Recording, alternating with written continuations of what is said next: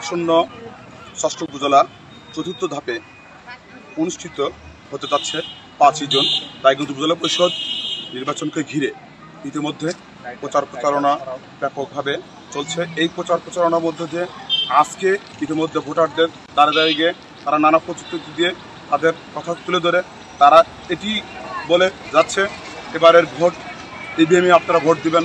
আর এই ইভিএম পদ্ধতিতে ভোট এর কথা শুনে ভোটারদের মধ্যে যেমন সাড়া জেগেছে এবং প্রার্থীরা তারা ইতিমধ্যে মনে করছে যে এবার রায়গঞ্জ উপজেলা পরিষদ এই নির্বাচনে অবশ্যই তাদের যে যোগ্যতা সেই যোগ্যতার ভিত্তিতে ভোটাররা তাদেরকে ভোট করবে।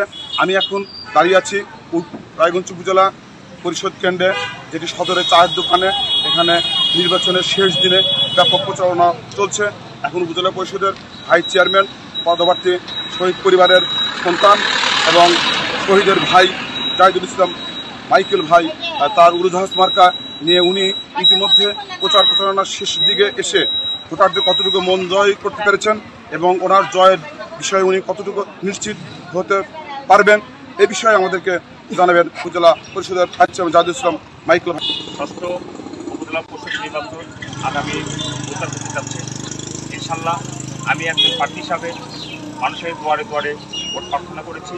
মানুষের ভালোবাসায় ভোট নিয়ে যদি আমি উপজেলাতে আসতে পারি, এই উপজেলাকে একটা মাঠ যে জয়ের যে আশ্বাস, সেই আশ্বাস ব্যাপারে আমি এখন একজন সমর্থকের কাছ থেকে শুনবো।